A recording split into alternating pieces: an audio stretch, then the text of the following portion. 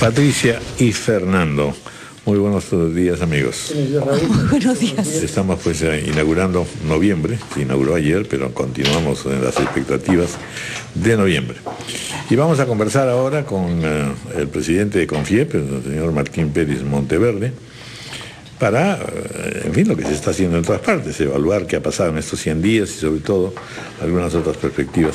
Bienvenido, Martín, gracias por estar con nosotros. Buenos días, Raúl, Patricia, Fernando, encantado. Lo primero que quisiera destacar es el debate que se ha armado entre justamente las declaraciones del ex ministro de Economía, que estuvo acá con nosotros y ayer esto ha sido publicitado plenamente, y lo que en general está postulando el gobierno en estos primeros 100 días en materia económica, porque la verdad es que en materia de seguridad ya tenemos balances que no son muy positivos, pero es quizá una de las cosas más cruciales y dramáticas, y el propio ministro del Interior en declaraciones ayer también dice muy claramente: hemos cometido errores y esto lo estamos pagando.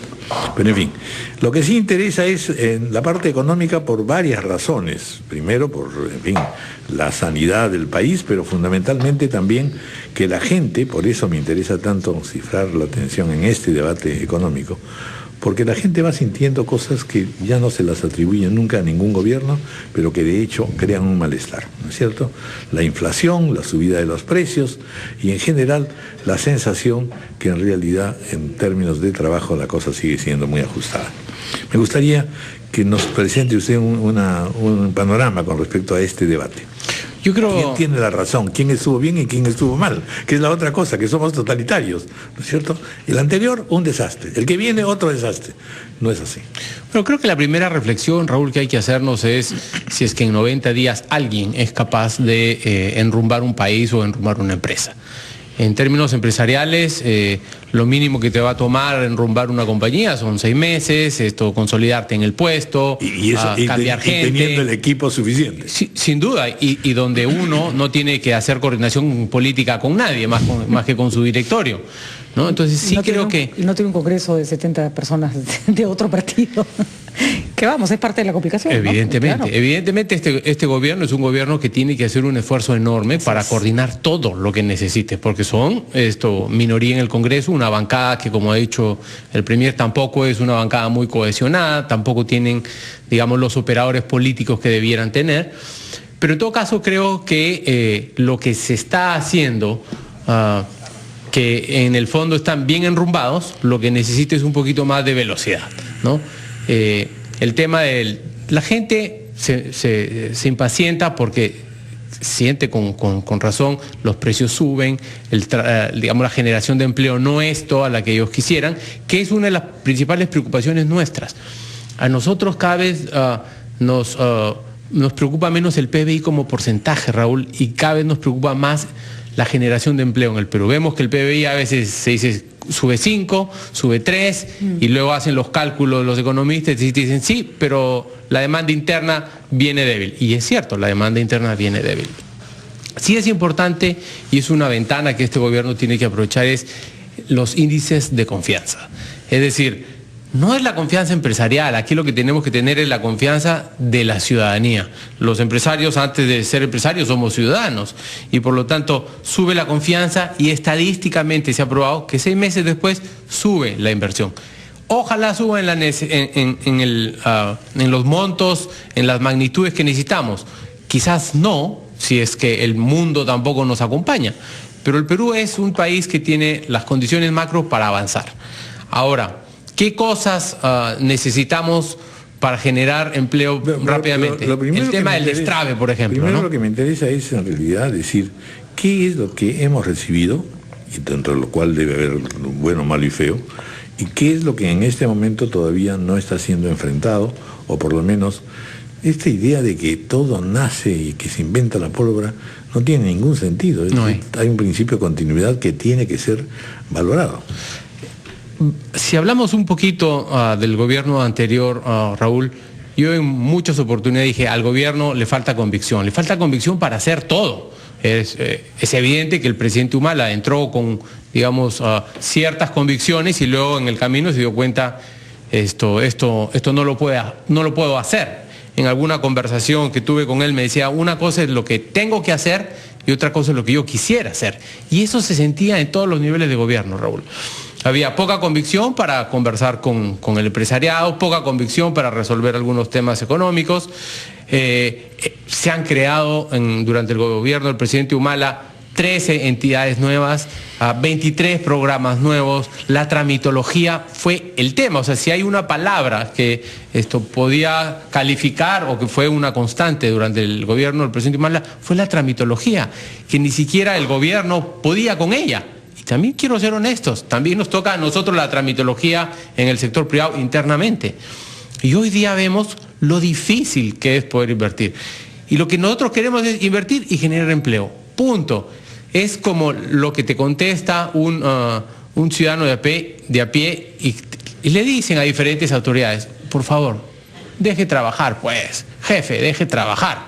Eso es lo que pasa hoy día en el Perú. No podemos invertir. El tema de las panaderías, de las cabinas de internet, de los restaurantes, es dantesco, Raúl. Y es ahí donde tiene que trabajar el gobierno, porque ahí es donde se genera el empleo. No los grandes proyectos solamente. Los grandes proyectos se pueden manejar solos, tienen las capacidades para manejarse solos. Pero el empleo lo vamos a generar en la pequeña y en la mediana empresa. Y creo que ahí todavía falta mucho por hacer. Y lo otro, perdón, para redondear, es, nos hemos olvidado de dos actores fundamentales, los gobernadores regionales y los alcaldes. Y ellos tienen que ser facilitadores de la inversión.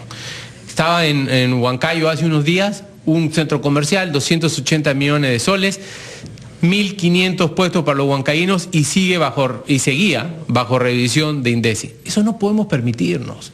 O sea, está bien que se hagan todos los procedimientos que se tienen que hacer, pero lo visité, 120 cámaras de televisión, sistemas contra incendios, sistemas de alarmas. Estoy seguro que muy por encima de lo que hay hoy día en el gobierno regional de Junín y en la municipalidad de Junín, de Huancayo.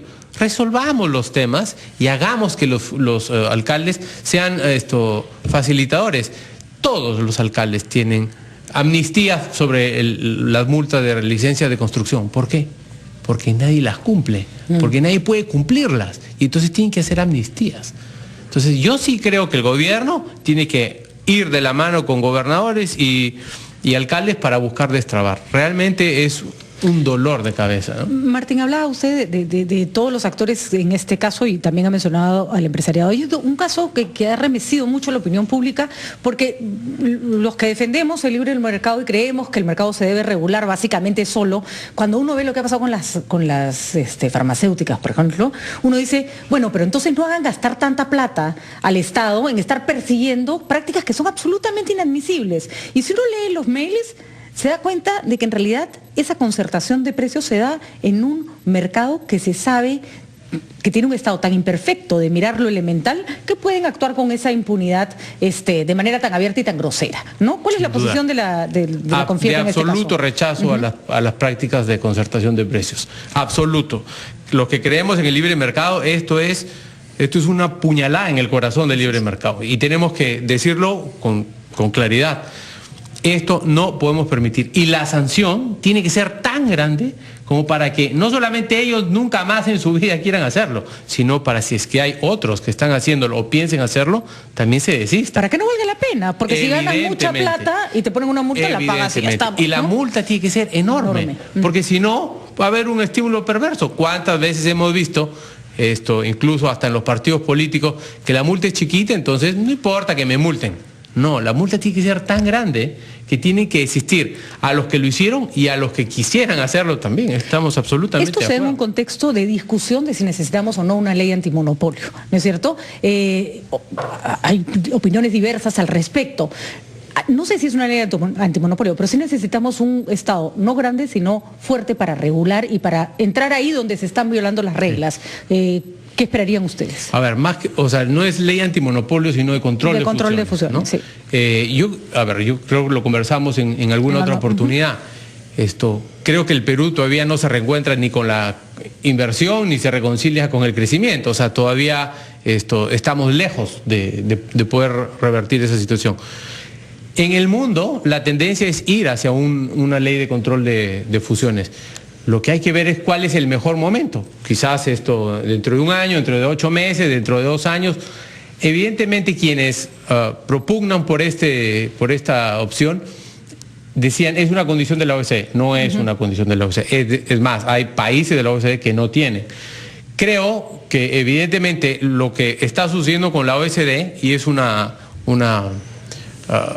preocupación que yo tengo y que se le he dicho a la asesora de Ángel Gurría, es que al sector privado en general se le suben los estándares y los códigos de cumplimiento inmediato, pero que las buenas prácticas de gobierno y la infraestructura y la competitividad subirán en 10, 15 o 20 años. Con lo cual entonces, se les ahorca más. Tenemos que ir par y paso.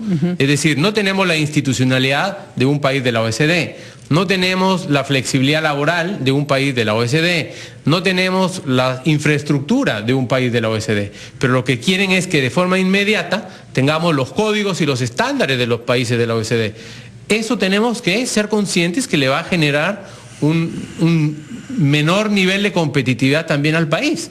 Y entonces lo que tenemos que hacer es cómo hacemos para ir par y paso, ¿no? Otro tema sobre el que se ha pronunciado usted, además de este tema fusiones, destraves y tramitología, es el tema de los impuestos, puesto que si bien es cierto que el gobierno no puede dar un impulso a la inversión privada en 100 días, sí puede marcar la cancha y favorecer a través de una política tributaria como la que usted preconiza para las pymes. ¿Está bien lo que se ha aprobado en el Congreso respecto del IGB justo? ¿Estamos mejorando la política tributaria para generar empleo justamente en las pequeñas y microempresas? A ver, creo que lo que hay que enmarcar, Fernando, es qué hacemos para poder ser un país más formal. Y ahí el primer tema es muy complicado ser formal. Y es absolutamente rentable ser informal. No pago renta, 30%, no pago IGB, 18%. Evidentemente hay un beneficio de ser informal. Tenemos que no solamente ir por el lado de fiscalización, sino por ver cómo facilitamos estos procesos de formalización. La bajada del IGB, por ejemplo, ¿no? Un punto. Es algo que nosotros no lo tenemos en nuestra agenda. Si es una medida aislada, no va a funcionar. Si es que junto con esto hay medidas de capacitación, medidas de fortalecimiento del capital de trabajo de las pymes, si es que tenemos una serie de otras medidas a favor de las pymes, podemos empezar a formalizar. Pero para nosotros, y en algún momento creo que aquí también lo mencioné, perdón, es no solamente formalicemos económicamente a las pymes. Creo que el gran reto es cómo formalizamos a esos 12 millones de trabajadores informales. Si a mí me dices que este gobierno formalizó 1 millón o 2 millones de trabajadores, me doy por satisfecho. La informalidad laboral está en la mano de la informalidad económica. Busquemos mecanismos de cómo hacemos para que los trabajadores informales sean formales. Y creo que una posibilidad podría ser el mecanismo de los impuestos. Se ha quejado el ministro en realidad del desbalance de caja que le generaría el tema del IGB, porque en realidad no es que no van a pagar el IGB, simplemente se va a diferir el pago del IGB. Pero es evidente que el capital de trabajo es algo que ahorca a las pymes. Yo cuando tenía 21 años le vendía franelas y secadores a Monterrey. En ese entonces un gran departamento, una tienda por departamentos, y me ahorcaba el pago del IGB, porque yo le pagaba el IGB y luego tenía que cobrar en 90 o 120 días, ¿no? Vamos a hacer una pausa. 8:20. Continuamos conversando con el ingeniero, con el presidente de Confiepo, Martín Pérez. Yo tengo interés en insistir en el tema político. ¿Cuántas conversaciones han sostenido ustedes? ¿Cuánta coordinación tiene el sector empresarial con la presente administración, por un lado? Por otra parte, ¿siente usted que en efecto la manera en que se expresa el sector privado, las proposiciones que hace, las preocupaciones que mantiene, dan la idea o refuerzan la idea de que en realidad el empresariado maneja por sus propios intereses y que la verdad la parte social o la parte humana lo tiene que sin mucho cuidado, o en todo caso no tiene la prioridad número uno? Y siempre los gobiernos están, desgraciadamente, pues sometidos precisamente a presiones de abajo y a presiones de los que usted ha mencionado, gobernadores, alcaldes, en fin. Y encima de eso, también tengo la impresión que sienten el impacto de una poca simpatía, poca elasticidad del sector privado frente a la presente administración. Por eso me interesa saber cómo son las relaciones, las conversaciones, los diálogos. A ver, yo quisiera empezar, Raúl, diciéndote, sí hay comunicación, tengo entendido que los diferentes gremios, porque nosotros somos un gremio de gremios, pero también están los gremios particulares por sectores, está la Cámara de Comercio, ADEX, la Sociedad de Industrias.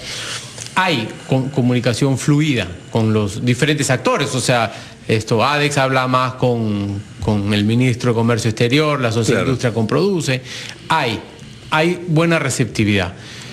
Desde Confiepsi, lo que te puedo decir, Raúl, es, hemos dicho una y mil veces que lo que tiene que hacer este gobierno, porque a nosotros no nos preocupan los próximos años solamente, nos preocupa qué pase el 2018, el 2021, hacia adelante, tenemos una visión de mucho más largo plazo. Y me deben haber escuchado decir, lo que necesitamos es que el gobierno cumpla con una agenda social. Y cuando hablamos de una agenda social, hablamos del tema de competitividad de país también y de las familias también. Y digo, si tenemos mejor educación, estos chicos mejores educados serán mejores trabajadores, tendrán más oportunidades en el futuro, las empresas en las que ellos trabajen serán más competitivas. Por lo tanto, hablamos de competitividad también. ¿Cuán dispuesto está el sector privado a contribuir a la educación? Pero por ejemplo, evidentemente tenemos una organización que se llama Empresarios por la Educación. Y yo te puedo decir, Raúl, con gran frustración, que todas las iniciativas terminan siendo paradas por el nivel 2 y 3 del MINSA, del Minedo. O sea, muchas iniciativas. Con gran frustración. Todos los esfuerzos de obras por impuestos han terminado parados en el Ministerio de Educación, muchísimos de ellos. ¿Con qué argumentos? ¿Por qué razón? Porque creo que hay una posición ideológica respecto a que es el Estado el que tiene que llevar adelante las cosas en educación. Y quizás es correcto en términos de montos y de posibilidades. Pero eso ha cambiado mucho. No podemos, o sea, el sector privado puede ayudar, de hecho debería ayudar mucho más y debería permitírsele que entre. Por ejemplo, las currículas, ¿no? Los chicos que salen de los colegios, de las universidades, los institutos, están muy por debajo de las capacidades que se necesitan para muchas posiciones del... Hay una presión muy fuerte, y un lobby muy fuerte, que no se puede negar, de parte de los empresarios de la educación que están invirtiendo en educación escolar, que quieren que se replique el modelo de Fe y Alegría, solo que en lugar de que lo lleve una institución como la Iglesia Católica, lo lleve en privados. El nivel de concesión de administración de educación en países como Chile les ha traído el laberinto que tienen ahorita. Y el Estado tiene que garantizar una educación pública de la que no puede renegar. Entonces, está bien que entre el sector privado, yo estoy de acuerdo que obras por impuestos, tengo entendido que era algo que el Ministerio impulsaba, me sorprende la Pero es para declaración. Infraestructura, además. De acuerdo. Pero yo entiendo que ahí puede entrar, que ahí debe entrar bien, exacto. Sí. Pero hay otros ámbitos donde me parece que el Ministerio tiene que ponerse fuerte y decir, no, pues esto le toca al Estado, ¿no? Pues, sobre todo en ejemplos en que la educación privada no está dando los resultados que se requeriría, ¿no? A ver, las necesidades son tan grandes que no hay forma como el sector privado pueda poner en riesgo nada en el sector de educación. Y voy a hacer un símil con el tema de salud. Yo todos los meses voy a provincias y hablo en los hospitales de salud. Las primeras veces me miraban con recelo. Bueno, para que tengan una idea de lo que es el sector privado dentro de las prestaciones de salud, es el 5%. O sea, ¿qué miedo ideológico puede haber de que el sector privado en salud apoye? Estamos totalmente Ninguno. De acuerdo, porque tú no tienes por qué comprar como Estado una máquina carísima para atender a unos cuantos pacientes. Lo puede comprar el sector privado y dar servicio al Estado, perfectamente. Ni siquiera eso. No hay forma como el sector privado pueda tener un desarrollo tan grande que ponga en riesgo lo que hay. No hay manera. Y pero en el tema de salud, igual. Se miden. Alguien se te muere o no se te muere. En educación, el daño no lo mides hasta que no educaste bien. Evidentemente. ¿No? Regresando a la pregunta de Raúl, salud. O sea, ¿qué es la agenda social que nosotros creemos que el Estado tiene que llevar adelante? Salud, educación, justicia, seguridad ciudadana. Son las cosas que necesita realmente la ciudadanía. Los empresarios, lo único que queremos, y le hemos dicho muchas veces, es, por favor, déjennos trabajar, déjennos invertir. Es lo único que necesitamos. No necesitamos nada especial del Estado. Hemos estado acostumbrados a ser grandes sobrevivientes y lo que queremos es generar empleo. Muy bien. Bueno, pues muchas gracias por haber estado con nosotros, Martín Pérez Monteverde, señor Martín Pérez Monteverde. Y por supuesto vamos a continuar en el debate. Encantado. Este es un debate central y todos estamos midiendo no la temperatura de los 100 y 101 días, sino fundamentalmente tenemos 5 comprometedores años en que debiera Raúl, si me la permites racionalidad imponerse. un comercial, el día 24 de noviembre vamos a tener con la PCM un encuentro con todas las cámaras de comercio del Perú y otros gremios adicionales para poner al Poder Ejecutivo y a todos, a los ministros dedicados a la producción y a todas las digamos, organizaciones empresariales de provincias, de regiones, que a veces les cuesta ser escuchados, para que puedan traer planteamientos y se puedan destrabar proyectos, ¿no? Muy importante. Muchas gracias. Gracias. 8:30 de la mañana, hacemos una pausa.